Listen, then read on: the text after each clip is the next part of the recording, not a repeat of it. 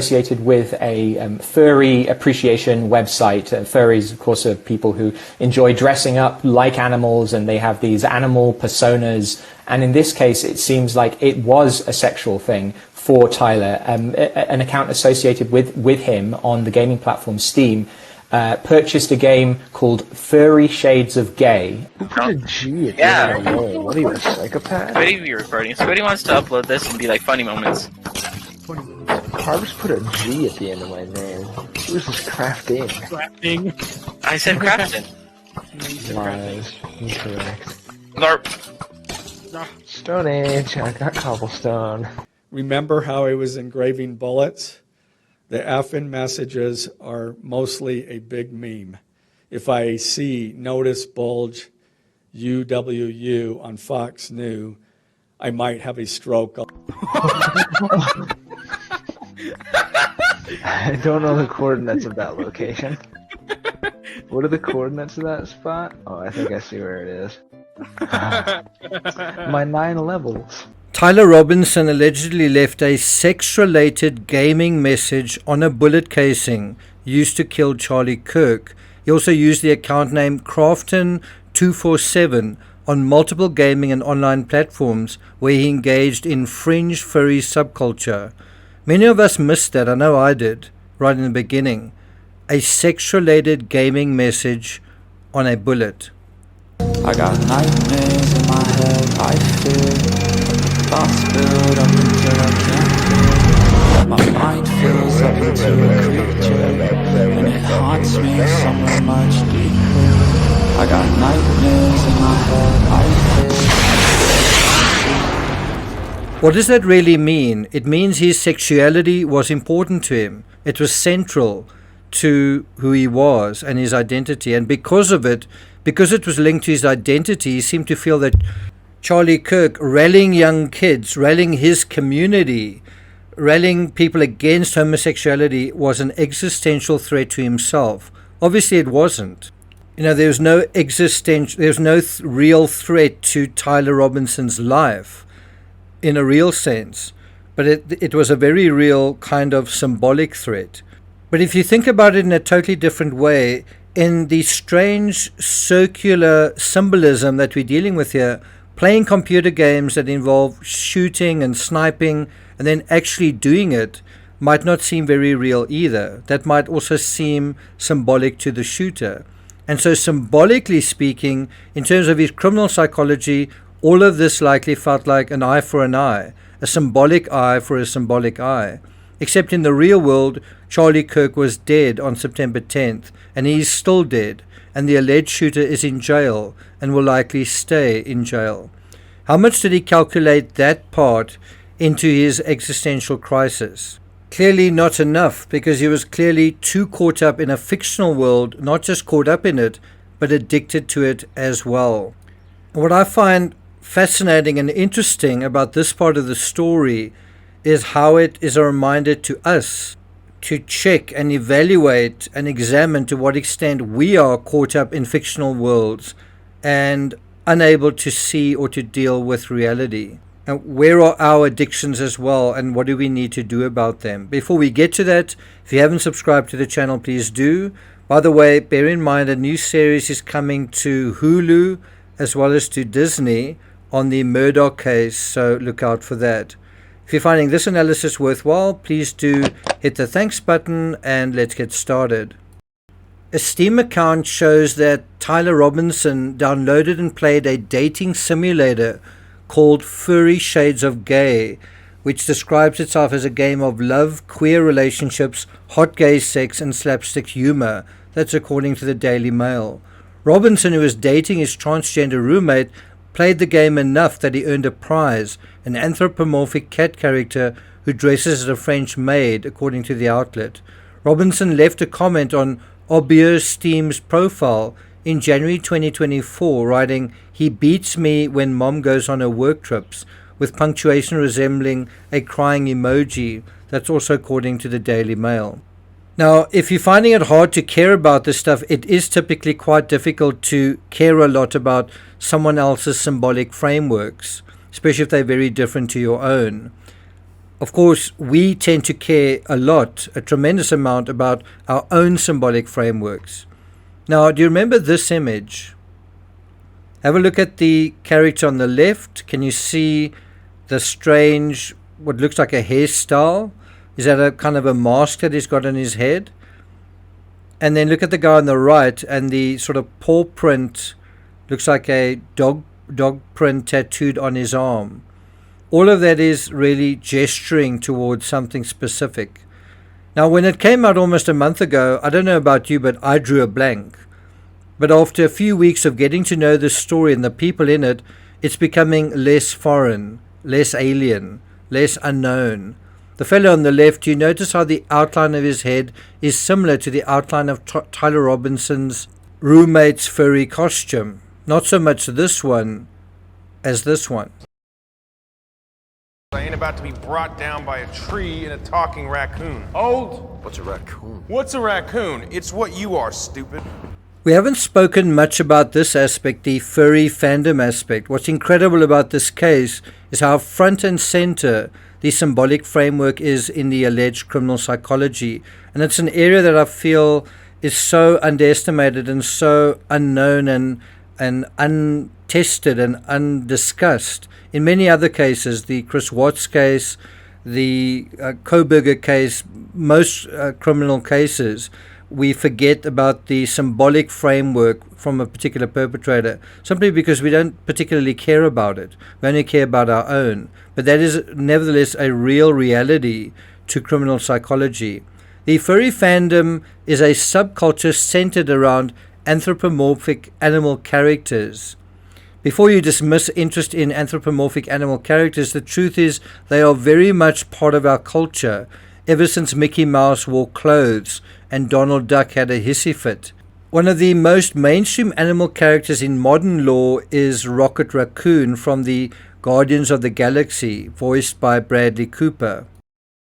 I live for the simple things, like how much this is gonna hurt. Bradley came in and added to that character and created another aspect of that character. And anything he was doing, it was videotaped as well, and it was used consistently for reference. I'm stating the obvious now, but it's not just teenagers and youngsters that get caught up in something like this. All of us do, adults as well. And you may think all of this is a long way from the bloody events at UVU on September 10th, but simply put, one portal to reality happens to be fiction.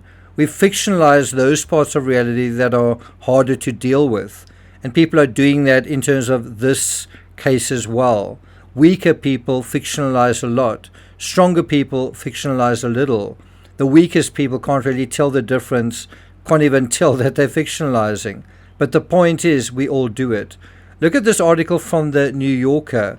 There is another world in our world. Now think about what's happened in the past 20 years. This is a quote from the article. Since the end of the Cold War, the technological revolution, the doubling of the world population, the rise of China, the extinction of thousands of species. All of this is happening on our watch, and it is a cause for anxiety, but also it is not only disconcerting, but disorienting. The question is, how are we changing and how are we dealing with this brave new world? And I think the answer is that in some ways we simply aren't dealing with it. How can we? It's so much to deal with. Where would we start? Rocket Raccoon says at a certain point, what did the galaxy ever do for you? Why would you want to save it? And some people have that attitude to the world. It's just so much, you might as well not even try. Just do what you can, entertain yourself, play computer games, have fun while you can. So how do we get a handle on this whole thing that we're dealing with? Well, people can be intricate and even impenetrable. Aldous Huxley wrote about that in his 1954 book, Doors of Perception. He wrote, human beings are immensely complicated creatures living simultaneously in a half dozen different worlds. Each individual is unique and, in a number of respects, unlike all the other members of the species. None of our motives is unmixed. None of our actions can be traced back to a single source. And in any group we care to study, behavior patterns that are observably similar may be the result of many constellations of dissimilar causes. According to an article in Philosophy Break, Our labels and categories are gross, shallow simplifications. Our ideas about each other are ridiculous caricatures. As the writer Elizabeth Bibesco puts it, to others we are not ourselves, but just a performer, merely a performer in their lives, cast for a part we do not even know we are playing. And this is really what is going on to a large extent with the Charlie Kirk case. To some people, Charlie Kirk is just a performer in a particular role that's got really nothing to do with who he really was. Same with Tyler Robinson. And that says more about those people than the actual people that they are turning into performers into their own sort of subjective zeitgeist. And I think the furry fandom, which I know next to nothing about, except that it's a caricature of life, reveals the ridiculousness of our lives, and I guess revels in it in a fun way. The fun aspect is one way to laugh at the growing anxiety we face in terms of our world. Do you think I'm afraid? I think you've been afraid all your life. I knew a man who once said death smiles at us all. All a man can do is smile back.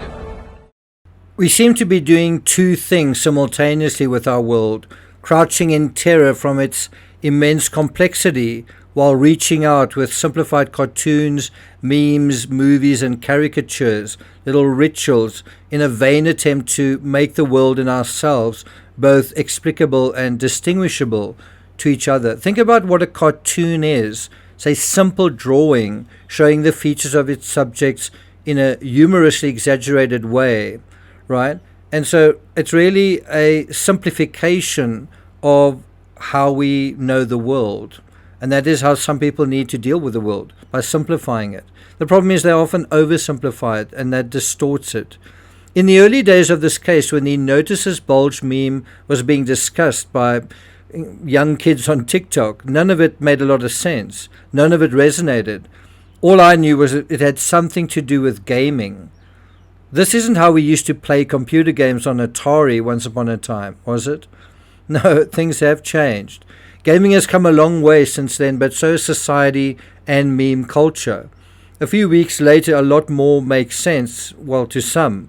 There are definitely people who are simply brushing the facts and features of this case that don't suit them or that they don't understand aside. And why do they do that? Because things that are too complicated and too inexplicable just create more anxiety. So rather just gravitate towards something you think you do understand and that is simple.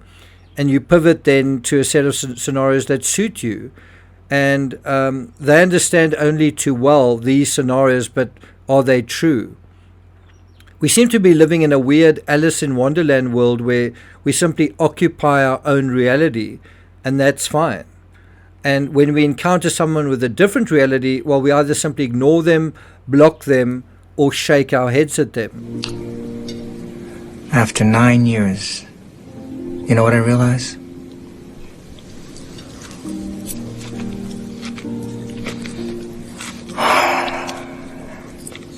Ignorance is bliss. Ignorance was probably bliss for Tyler Robinson until it wasn't. You know, being addicted to games and living in this little corner of the world may be fun and enjoyable until you realize what's really going on with your life, how much you've lost, and what's really going on. It's undeniable that this trend of customizing one's own reality, which is enabled by the algorithm, has come to roost in true crime. You'd imagine a setting that is about facts and evidence, life and death, truth and justice, that it would be somehow immune to nonsense. And yet it isn't. If there is enough engagement around a particular reality, that becomes our reality.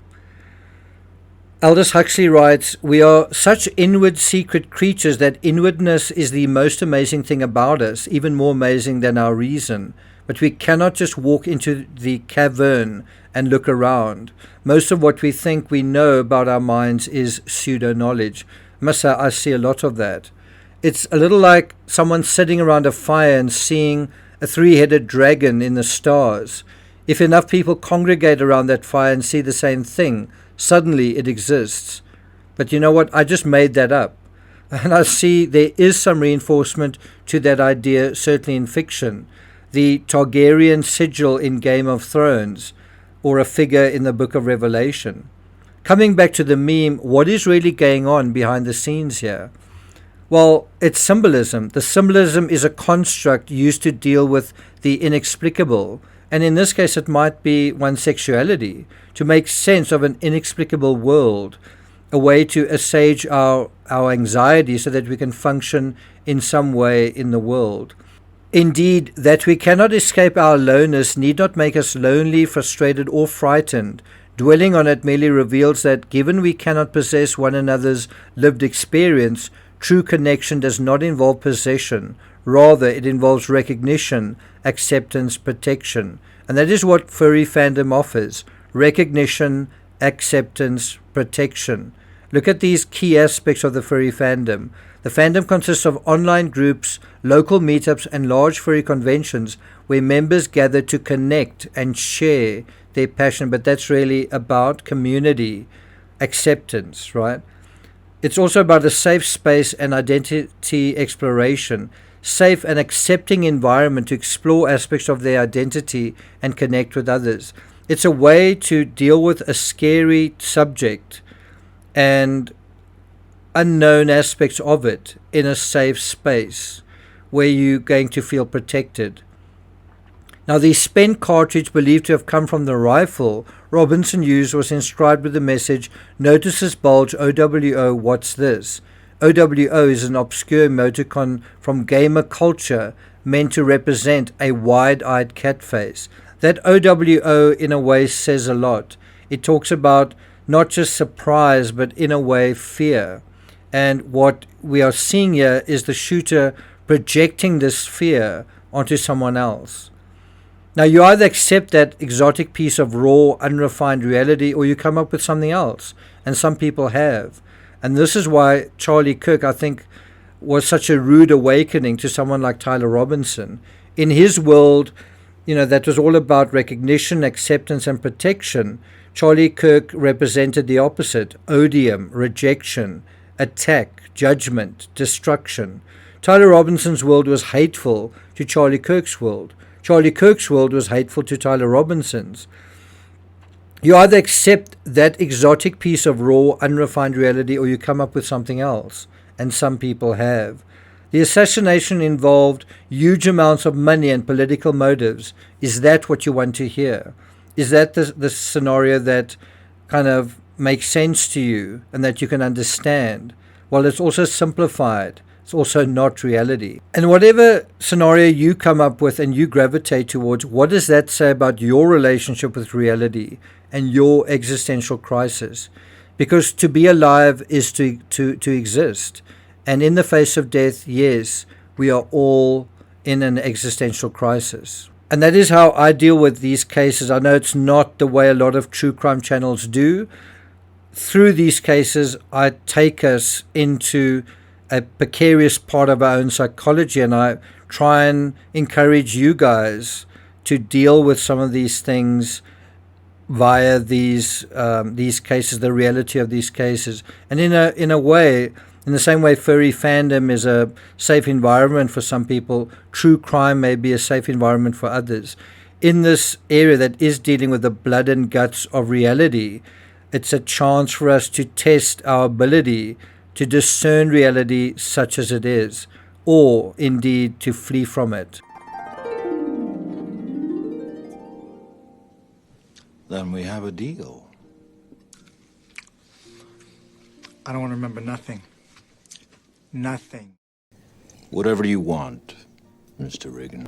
Well, I'm not going to take it further than that. Thank you for listening. Look out for the next episode dealing with the Gus Lamont case, and I'll see you guys next time.